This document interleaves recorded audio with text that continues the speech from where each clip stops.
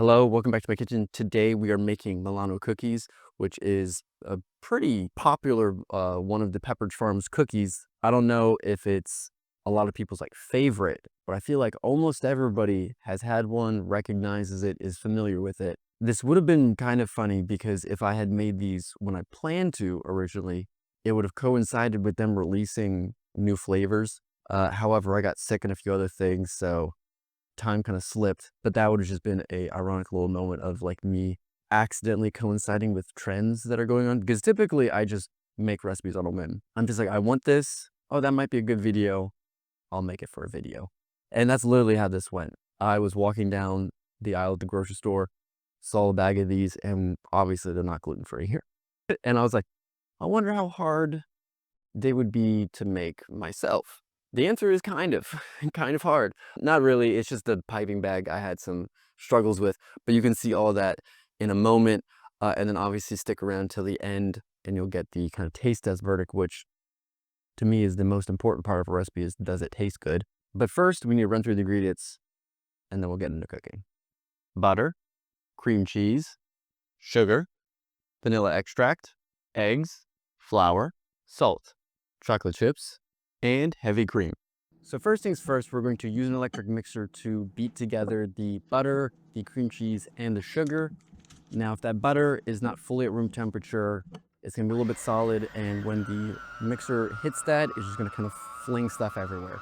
So make sure that it's fully at room temperature, nice and soft. Also, a bigger bowl would probably be better in this scenario, but I committed to the bowl size that I have, and it bit me on a few occasions.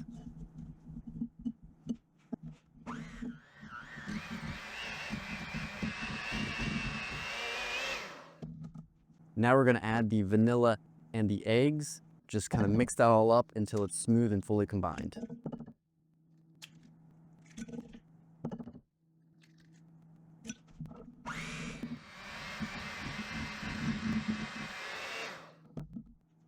Next, we're going to add in the salt and then slowly add in the flour, so just a little bit at a time while we're mixing it. This is another prime step for causing a big mess, so bigger bowl would reduce that, and also just be careful if you add too much flour in, that will just cause more to get flung up. So little bit by little bit, you should be good to go. Okay, now, very important step. We're going to attempt to use a piping bag, and then we're gonna realize that the piping bag's way too small, the dough is way too sticky, it's impossible to work with. And then also, after, hitting your head against the wall for a while, the nozzle's also gonna be way too small, and it's just not gonna work out. So, learn from your mistakes. Now that we've fully attempted to use a piping bag and given up, we're going to just put it into a Ziploc bag, much larger, much easier to work with, cut the corner off, and then pipe those out onto a baking sheet that's lined with parchment paper.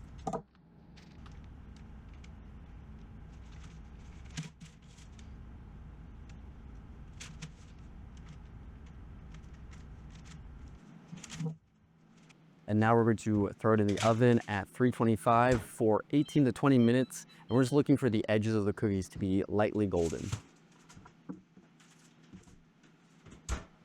Now we're going to make the chocolate ganache filling. So that just requires us to take the chocolate chips and the heavy cream, mix them together in a microwave safe bowl, because we're gonna pop that in the microwave for 30 seconds.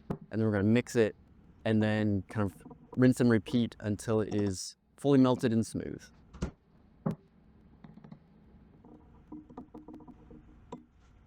And now we have the chocolate ganache and we have the cookies done. We're going to combine them together, sandwich style. So it's cookie, ganache, cookie.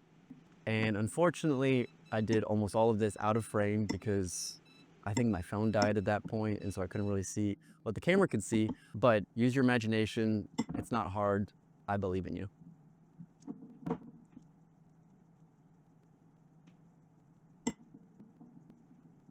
So I made these yesterday, so the kind of smell, the aroma in the air isn't really there anymore. I mean, I can smell the cookies from here and they smell fantastic, but when I was baking yesterday, it's this just very warm, it's neutral, but very warm and comforting aroma.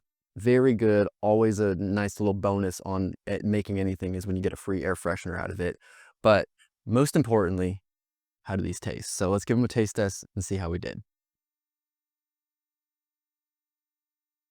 So overall, very good. I realized that I'm comparing these to a cookie that I haven't had in like 10 years. So some of my assessments might be a bit off. What I should have done is had a person that can eat gluten, eat one, come over, try one of these, and then they kind of do the comparison.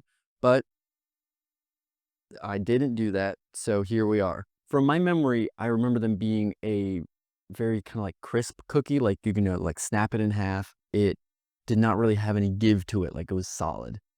And these are much softer. They're almost kind of like cake-like in consistency. Now, you might be able to bake them for a little bit longer, kind of make them a little bit more crispy that way. Maybe if you thinned out the recipe a little bit somehow, and so they kind of were a little bit more liquidy and they would not have as much volume, that might do it. Maybe I just put too much batter in and of itself onto the baking sheet, so it just had too much structure. Number of different things. However, at the end of the day, I kind of like it this way, so not really a big deal for me. These are very tasty, and I kind of like the consistency this way a little bit more. It's almost more, I mean, it's not a great comparison because it's a very processed food, but it's kind of like if a Twinkie and a Milano made a baby, where it's a little bit softer, but kind of has like that chocolate filling. If that's a good analogy for you, run with it. If it's not good, forget it happened and just move on. Just make these, give them a go, experience it for yourself. They do take a little bit of time. So because you're effectively making 2 cookies for each 1 cookie that actually is made in the end, the baking time, it was like 4 baking sheets at like 20 minutes a pop. It adds up. Also, you need to make sure that you make 2 cookies of the same size and shape. Not all cookies need to be the same size and shape, as long as there's 2 of them that are the same size and shape. So then everybody has a buddy and you're good to go. I feel like if you had the piping bag working, that probably would help you make it more consistent. But my piping bag, just the tips that I have were not big enough to kind of push this out. I think the bag itself was just a little bit small. Just the batter was just, it was just a pain in the butt to try and get that in there. The Ziploc bag though worked amazingly. Like the recipe itself says, ideally don't use the Ziploc bags, but I found it very simple. So maybe the recipe was going for a little bit more like you make everything consistent. I feel like the piping bag would do that. But at the end of the day, having them being a little different here, there, and everywhere, to me, makes them feel a little bit more homemade. So I'm okay with it. Overall, I'm not sure how often I make this recipe. Like it's good, but it's not something that I'll probably make a ton of. However, I feel like it would be good for like a game night because they are fairly crumb free. The chocolate is set so like it doesn't actually like get on your fingers, make a mess or anything like that. And I feel like it would be a good like kind of finger food. Like, you know, you grab it with one hand, you're eating it while you're maybe like looking at cards or something like that. But I mean, it's also a dessert. So like, I'm not really making those a ton anyways, versus if I make like an actual like meal, some kind of like main course, I'm making at least 7 of those, or I need 7. The math's not there, but I think you get the point of like, I make a lot more of those than I do of desserts. But yeah, so hopefully give this a go. If you do make this and you can have normal Milano cookies, let me know how they compare. And yeah, make them, enjoy. And on that note, bye mom, still not dead. See you.